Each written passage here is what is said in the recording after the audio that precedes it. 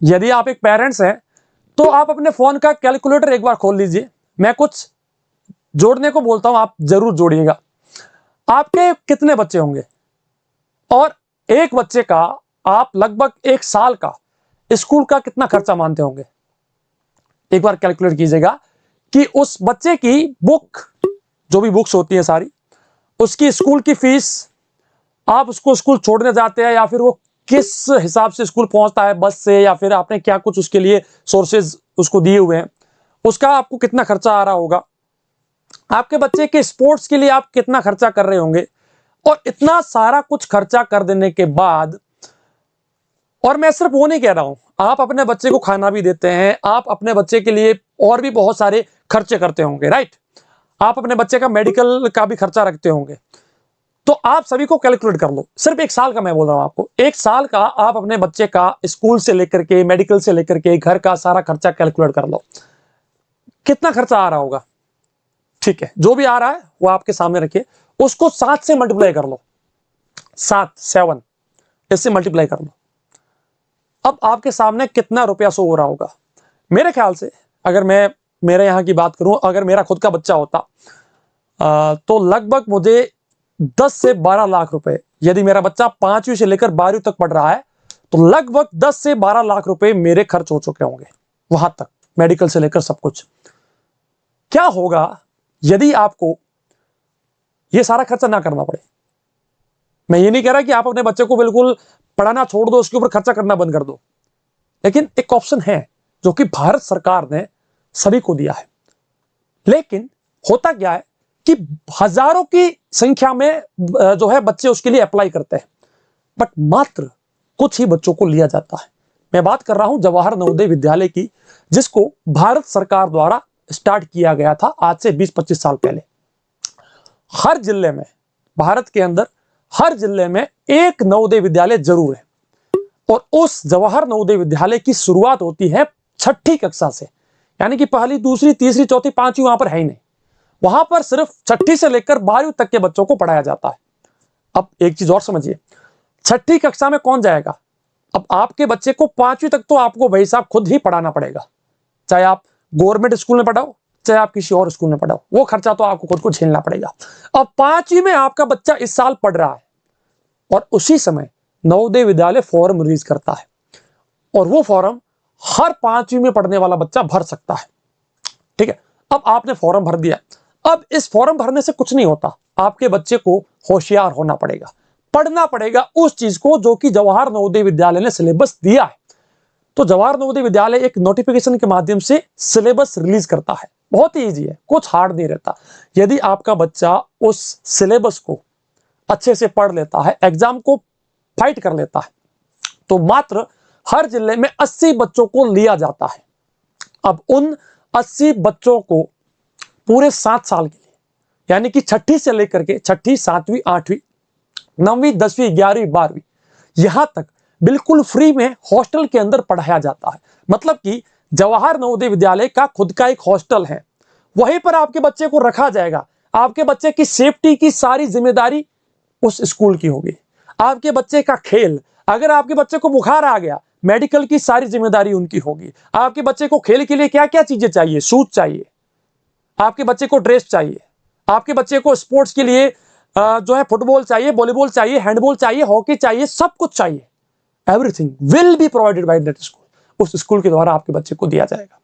आपके बच्चे को पढ़ने के लिए किताबें चाहिए, कॉपी चाहिए, लिखने के लिए पेन चाहिए, बैग चाहिए, शूज चाहिए, स्कूल ड्रेस चाहिए। जब विंटर सीजन आएगा तो कोट वगैरह सब कुछ, मतलब एकदम सब कुछ चाहिए, बिस्तर चाहिए, रूम चाहिए, लाइट चाहिए, कितना कुछ चाहिए भाई। तो एक पढ़ाई लिखाई वाले बच्चे को बहुत कुछ चाहिए। लेकिन आपका हेडेक खत्म हो जाएगा।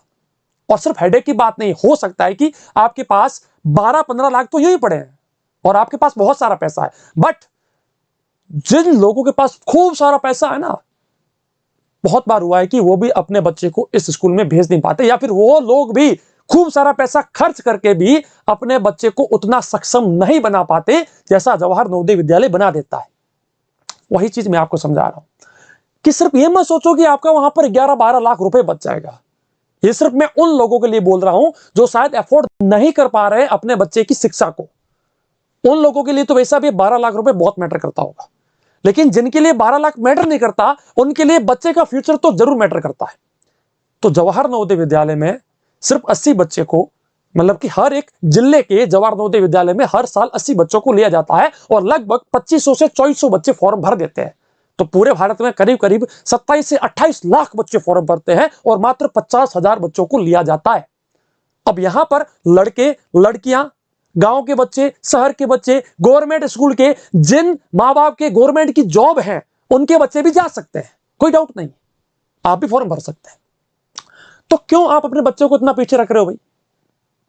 अब थोड़ी सी मैं आपको एक बात बताऊं, मैं ऑलराउंडर बीएसएस का फाउंडर हूं। जो आप ये यूट्यूब चैनल देख रहे हैं, ये यूट्यूब चैनल मेरा है और मैं खुद नवोदय विद्यालय में पढ़ा हुआ हूं।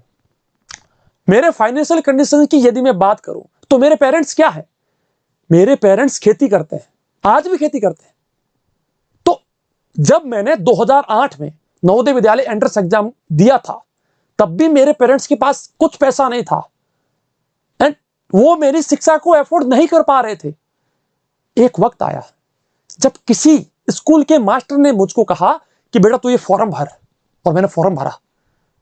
अब मैंने थोड़ी मेहनत की, एग्जाम दिया और पास हो गया। मुझे पता नहीं था कि जवाहर नवोदय विद्यालय क्या है। जब मैं गया तो बहुत कुछ मिला और आज मैं आपके सामने हूं, जहां बहुत कुछ अच्छा एक साम्राज्य बना है, यानी कि एक बहुत ही अच्छा इंस्टीट्यूट मैंने, क्योंकि बहुत सारे लोगों को है ना जानकारी नहीं है कि जवाहर नवोदय विद्यालय क्या है, क्यों लें, क्यों जाएं। तो मेरा ये वीडियो बनाने का मुख्य उद्देश्य ये है कि आपको इस जानकारी के बारे में आपको बताऊं कि भाई नवोदय विद्यालय क्यों इंपॉर्टेंट है हमारे लिए। क्योंकि इसी नवोदय विद्यालय से आज देश के अंदर इंजीनियर निकल रहे हैं, डॉक्टर निकल रहे हैं, आईएएस ऑफिसर्स निकल रहे हैं। अभी कुछ 7-8 मतलब एक ज्यादा से ज्यादा एक हफ्ता हुआ है, हफ्ते भर पहले की एक न्यूज है कि नवोदय विद्यालय के 25 बच्चों का आईएएस यूपीएससी में सिलेक्शन हुआ है। लोग डॉक्टर बन रहे हैं, इंजीनियर बन रहे हैं, बहुत ही अच्छा स्टार्टअप कर रहे हैं, बिजनेस कर रहे हैं। आप क्या चाहते हो? आप अपने बच्चे से क्या एक्सपेक्ट करते हो? क्या आप खुद के बच्चे से ये एक्सपेक्ट करते हो कि जिस प्रकार से आप इतना सारा हार्ड वर्क कर रहे हो, स्ट्रगल कर रहे हो, ना आपके पास इतना मंथली इनकम बन रहा है, क्या आपका बच्चा भी वही चीज करेगा? नहीं। आप चाहते हो कि आपका बच्चा खुश रहे, देश की प्रगति में, परिवार की प्रगति में, गांव की प्रगति में उसका नाम हो, उसका एक हाथ हो। क्या आप चाहते हो कि नहीं चाहते हो? तो क्यों अपने बच्चे के फ्यूचर को अंधेरे में डाल रहे हो? Try to understand my words. मेरे शब्दों को समझने की कोशिश करो, देर मत करो। अभी आपको पता नहीं है, बहुत सारे ऐसे बच्चे हैं जो कि जब चौथी में थे वहां से अब तक उसके लिए कोचिंग कर रहे हैं। तो उनको फाइट करके उनको पीछे रखना, क्योंकि आपको पता है कि 2400-2500 बच्चों में से 80 बच्चों को लिया जाएगा। तो जो ज्यादा मतलब होशियार होगा, जिस बच्चे ने ज्यादा पढ़ाई की होगी, वही तो फर्स्ट आएगा, वही तो उस लिस्ट में पहुंच पाएगा। तो आप देर मत कीजिए, गलती मत कीजिए, मूर्खता मत कीजिए, अभी से लग जाओ। यदि आपका बच्चा चौथी में है तो भी आप अभी से लग जाओ और कोचिंग स्टार्ट कर लो। चाहे सेल्फ स्टडी करो, कोई बुक परचेज कर लो, कोई ऑफलाइन कोचिंग है तो वहां से पढ़ाई कर लो और अभी से लग जाओ। यदि आपका बच्चा चौथी में है तो भी आप अभी से लग जाओ और कोचिंग स्टार्ट कर लो। चाहे सेल्फ स्टडी करो, कोई बुक परचेज कर लो, कोई ऑफलाइन कोचिंग है तो वहां से पढ़ाई कर लो और